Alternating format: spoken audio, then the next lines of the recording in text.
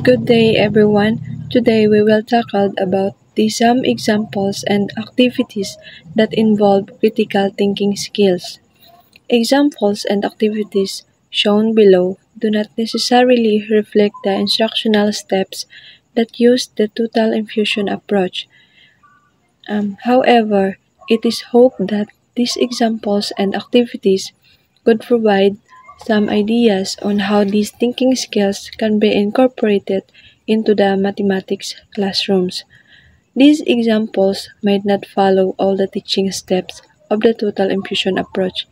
Still, they can give ideas on how to include thinking skills in math class. For instance, solving puzzles or discussing problem solutions helps develop critical thinking. These activities can make math lessons more engaging and helpful. So we have here first comparing and contrast. Comparing and contrast is a thinking skill that requires an individual to identify the similarities and the differences between any two objects, events, organisms, ideas, or situations based on certain aspects. So, why is this important? The goal is to help students see two things clearly at the same time. It helps us understand things better, organize information, and make smart decisions. When we can compare and contrast, we can see the big pictures and make connections that we might have missed otherwise. How does it work? We look at two things and compare them based on specific features or ideas. Then, we list the similarities and differences. There are tools we can use to help us with this, like charts or diagrams. So, for example, number 1, look at the triangles below. What is the length of AC? So, find the length of AC in a triangle ABC where AB is 6, BC is 8, and a smaller, similar triangle DEF has sides DE is 3, EF is 4, and DF is 5. So, you have two triangles ABC, which is big, and DEF, which is small. They are similar, meaning they have the same shape but different sizes. Because they are similar, the sides of triangle ABC are bigger by the same scale compared to triangle DEF. Look at sides AB and DE. AB is 6 units, DE is 3 units. So, AB is twice as long DE. So 6 divided by 3 is equals to. This means all sides in ABC are twice the length of the matching sides in DEF. Now, you want to find AC in ABC. The matching sides in DEF is DF, which is 5 units. Since ABC is twice as big, multiply 5 by 2. So 5 times 2 is 10. So AC is 10 units long. Because the triangles are similar, the sides lengths keep the same ratio. You use the ratio to find missing sides easily. Example number 2. Study the two triangles below. So let's think of those triangles are puzzles where we need to find the missing pieces and understand how everything connects. A is the relationship between angles AB and C in triangle ABC. So, in any triangle, all angles always add up to 180 degrees. It's like a roll of a triangle universe. So, in triangle ABC, we know angle A is 75 degrees and angle B is 65 degrees. To find angle C, we can use the 180 degree rule. Angle C is equals to 180 degree. So, angle A plus angle B. Angle C is 180 degrees. Is equals to ang angle A is 75 degrees plus angle B is 65 degrees. So, angle C is equals to 180 degrees, 75 degrees plus 65 degrees is 140 degrees. So the angle C is equals to 140 degrees. So the relationship is angle A plus angle B plus angle C is 180 degrees. And now let's proceed to categorizing.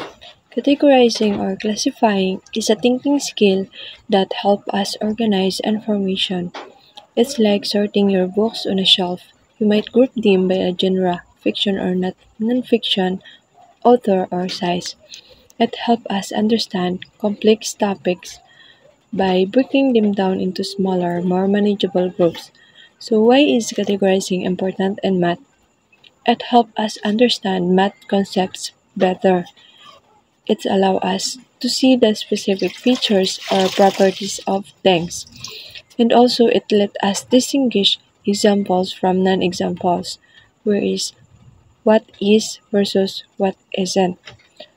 What are the benefits of categorizing?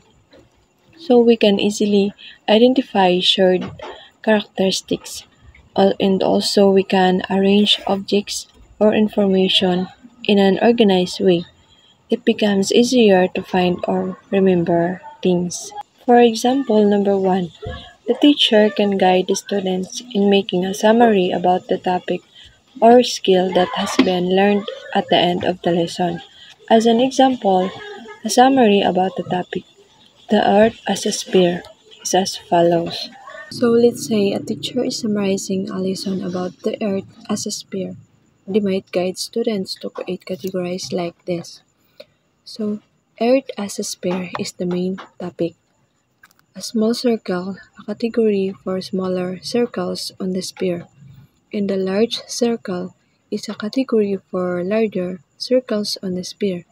And the characteristics of circle is a group of characteristics of circles.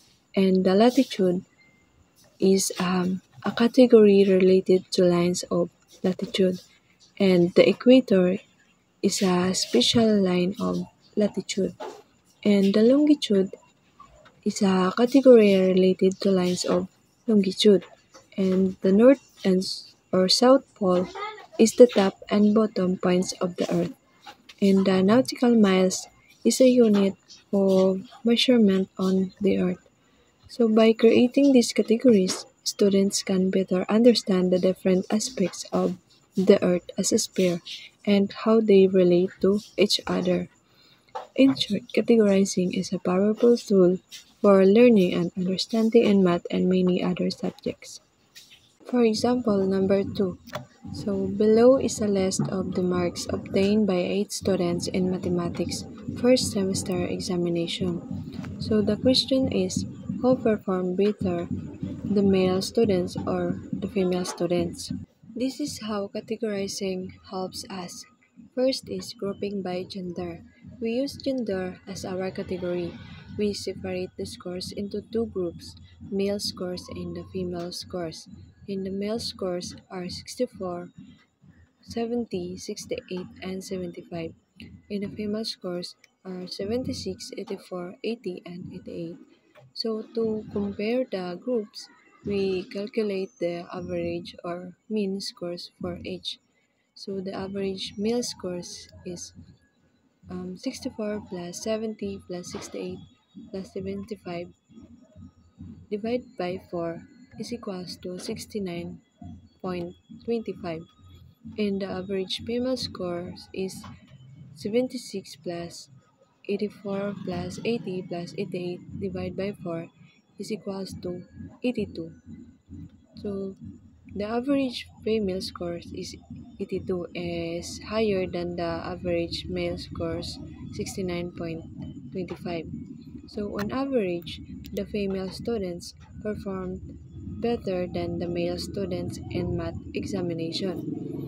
Categorizing by gender allowed us to easily compare the performance of male and female students based on their test scores.